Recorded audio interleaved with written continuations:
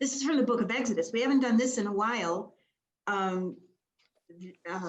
It's a short reading, but it's very specific. And it's very specific as to whom God wants to protect. And it also parallels the gospel in a specific way, as it has been happening in all the times that we gather to look for this. First of all, and this is not all, people are not always very clear on this part. If I jump from the Old Testament to the New and speak about the Beatitudes, blessed are the poor in spirit, for instance, many people think God chooses the poor as better than, hear my words, as better than the rich. And that's never been the case. God never chooses one group as better than, but if there's going to be a confrontation and the people with the power can dominate, then God has been clear from the beginning that God will throw his lot in with the powerless. That is way different from saying poor is better than. So God has his lines drawn in the sand, so to speak, in very specific ways. And that's why the three words that I highlighted are in fact specific. Okay, the second thing that's underlying this very clear and strong reading is that he wants the Jewish people, the Hebrews, the nation of Israel, to remember that they were aliens once. Don't forget that, he's saying, as you move forward into your promised land and inhabit that. Don't start treating people who enter your land as aliens in an oppressive way, because you came from that place. So what God is saying here is, in very specific ways, you know how mothers and grandmothers in dealing with kids, especially if it's been a difficult day and the kids are either you have a headache or the kids are extra loud or something like that, you know, and you say, okay, you're getting on my last nerve, you know. Well, this is God being specific in that way. Because if you're going to talk to me, this is what God is essentially saying in this. If you're going to talk to me about how you're acting, I will draw the line at oppressing these three groups of people. So don't get on my last nerve. Don't push me past this point, because these people are my heart. He very specifically and violently says, my wrath will flare up. I will kill you with the sword. Then your own wives will be widows and your children orphans. So he's not pulling any punches. The alien, the widows, and the orphans, if anything is done to them, then God's lot is on their side and they will be protected because they are his heart, because they don't have the power. They can't operate out of dominance because they don't have it. And then the next part going down, I highlighted the word interest, and that was pretty clear in itself. If you take your neighbor's cloak as a pledge, you know, don't keep it overnight, because that's what they used as a blanket.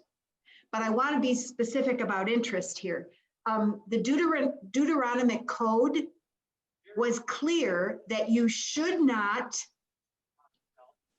charge interest to your fellow countrymen, but it was also very clear that you could charge interest to foreigners in any transaction that was happening there. But the Deuteronomic code always protected the debtor because of the community. That was always that's why you couldn't keep it, even if you weren't paid back. You wouldn't keep the cloak because you wouldn't let the person be cold at night. Okay, and then look at the last word there, compassionate. This is I love that it's the last word of this whole reading, because this whole reading is couched ultimately, even though it uses very strong words and vicious and violent words, it's actually couched in the compassion that is at the basis of this section of Exodus and the laws in it. So this whole, like, if you could zoom back, if we had the book of Exodus in front of us and we could zoom back and get a bird's eye view, what we would see is a whole section of this code dealing with how to treat each other based on compassion. And you were supposed to do that because of God's compassion. You received it, you abide in it, then you live out of it. So in other words, it can't be abstract. You can't just say, yeah, I'm a compassionate person. I don't wish anybody evil. It cannot be abstract. Mm-hmm. It's very, very particular. That's why the three groups were named: alien, widow, orphan. And this is going to be the corollary in the gospel when we go to that. Okay, so this is the fourth controversy that pits Jesus against the elders, the scribes, the Pharisees, the Sadducees, the Herodians, all of those people, the zealots that we've been talking about in these past week. Okay, now I'm just going to remind you that last week, the Herodians and the Pharisees shamed themselves by being able to produce a coin of the Roman Empire so that Jesus could answer their question about paying taxes. Okay, well, they were not going to be bested like that. So they came back with this. Now, a couple of things is here. First of all, scholar of the law means scribe. It's just a euphemism for scribe. Now, I underline the word tested for this reason. In normal conversation, Jewish men would gather around rabbis and they would bounce these questions back and forth. It was just part of normal rabbinical discourse. It was, somebody would pose a question and everybody would weigh in on it. And they'd go back and forth, and they could do that for hours. So it's very hard to see why this is a test, because Jesus was perceived as a rabbi, which means teacher, in fact, called a rabbi. So he would have been part of these conversations with other Jewish men who kind of, just bounce these ideas back and forth. However, Jesus did claim an independent interpretation of the law. And so for that reason, this could be considered a test. He claimed his own authority because of his belonging to the Father. And that was one of the things that just was an enormous block for the Jews. Okay, so if the scholar of the law, which is the subject of that second part of the dependent clause there, if the scholar tested him, then clearly he's coming as a hostile interrogator. And he's representing a group of people who are forming a conspiracy to get rid of Jesus, to somehow silence him. Most likely, in the hearts of all of these people, everyone wasn't wanting to kill it, wanting him killed, but they wanted him with a much lower profile and out of the way. So the question posed is below: which commandment in the law is the greatest? Okay, now I wrote down there are 613 laws in the Mosaic Law. 248 of them are listed positively. 365 are listed as prohibitions, like thou shalt not. Okay. And so obviously Moses didn't get that many laws when he was on Mount Horeb. The interpretation of those original laws that came to Moses through the theophany on the top of Mount Sinai, they had been commented on in the centuries since that happened. And so it's like our creed. The first creed was Jesus is Lord. And now we say, I believe in God, the Father Almighty, the whole Nicene Creed, or the whole Athanasian Creed, or the whole Apostles' Creed. Creeds evolved as a way to answer problems in the church. Otherwise, we'd still be saying Jesus is Lord. Same thing happened with the Mosaic Law. The core that Moses got needed to be applied to specific situations. And the rabbis did that and wrote on it. So what Moses originally got morphed into 613 laws divided in the way that I just said to you, divided into positive and prohibitive laws or prohibitions. Okay, now, why would this be important? Because if Jesus knew which commandment was the greatest, because they were all seen as given by God, then Jesus would know what was most important to God. So that I'm being quiet there so you can feel that there was an importance behind this question. If Jesus could answer that, that meant he knew. Do you hear what I'm saying? He knew what was most important to God. Now, how would you know that?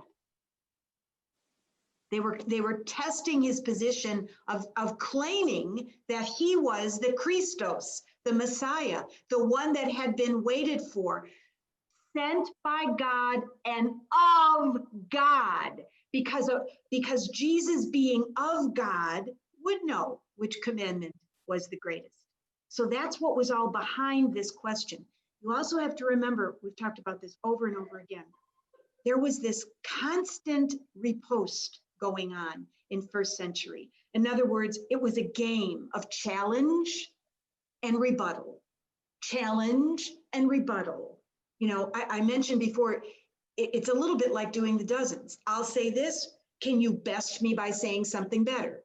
You know, this was a game. It was a cultural, social game that was part of society in first century Palestine. So this goes along with that. Jesus answers by quoting, see what I put in red? The Shema, that's pronounced in Hebrew, Shema. So what I wrote in red, Deuteronomy chapter 6, verse 5, is what you see in quotation marks there. So look at what it says. You shall love the Lord your God with all your heart, with all your soul, with all your mind. And then Jesus says, the second is like it. You shall love your neighbor as yourself. This is from the book of Leviticus, chapter 19, verse 18. Now here's where Jesus pow to the people that were listening. The Shema was considered a heavy law. In other words, the obligation was very serious. In fact, this is primary. As a good Jewish person, this was the highest thing you live for and to and dedicate your whole life to. So that's considered a heavy law.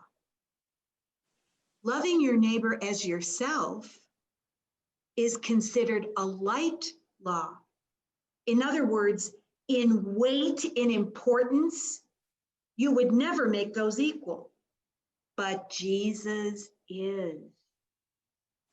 And this is important. You would never equate those two. But Jesus, and that's what was mind-blowing for the people, the scribe especially, who asked him that. You would never make those two equal. You would never even make those two equivalent. But Jesus did, and not only did he, but he went on to say the last sentence of the gospel. The whole law and the prophets depend on these two commandments. You know what is a better translation of that? Hang on these two commandments. The whole law and the prophets hang on these two commandments. In other words, that's the whole enchilada right there. And if you can act out of and with those two laws, then you've got it. Because anything else that's written, any other action that you're called to, any of these other 613 laws, all belong to these two which stand at the top of it all. And what would be mind-blowing to the Jew would be putting the second one right up with the first one. not after it, right up with it, making those two equal. That's the mind-blowing part. We often think, and I certainly remember as a child being taught, you shall love your neighbor as much as yourself. Don't do to your neighbor what you wouldn't want done to yourself. But that's not what this says. You shall love your neighbor as yourself. Now, I know this probably sounds a little bit new agey, but it isn't. It means as you, like if you were extended past your skin into another person, as yourself. See your neighbor as like you, a receptacle for the divine, because this second commandment that Jesus equated with the first depends on that you not only admit, welcome, cultivate the truth that you are a carrier of the divine presence, but going outwards, you recognize that that is true of everybody else. And because that is true, you love everyone else. It's really, really strong. It's like as yourself. It's like, you know, if you had computer generated stuff, you know, and so it would be as though you could kind of melt away somehow. I wouldn't know how to do this, but that somehow your essence would be symbolized by something, and that went past the barrier of your skin, and you started recognizing the same in everybody else, and therefore the immediate response would be, of course, love, because of recognition of the divine. It is not love your neighbor as much as yourself. It is not love your neighbor like you love yourself. It is love your neighbor as yourself. I know that takes a little time, but spend some time with it, because it's really, really worth it. That's what enables the first thing, the first commandment enables us to do the second commandment with the power that Jesus is giving it here. So it's so much richer than saying, well, I don't like to be slapped upside the face, so I'm not going to do that to anybody else. No, it's not that cheap. It's rich and full and powerful. Mm-hmm. So powerful. And that's everything else in life hangs on the truth of that. Okay, then the last thing I want to say is this. Love can mean too much and love can mean too little. And sometimes we throw that word around in a way that's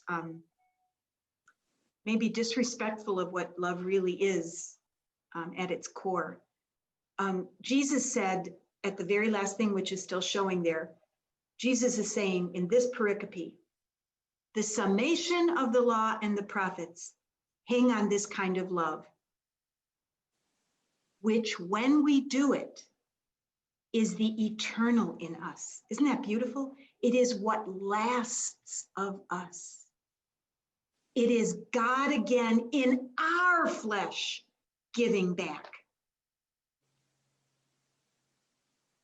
Feelings sometimes accompany it, but everybody that's an adult knows that feelings can accompany what love truly is or not, but feelings do not constitute love.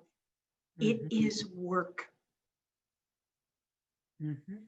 Poets have often used the word, like especially, the metaphysical poets, for instance, would talk about love as an ardor, you know, a fire.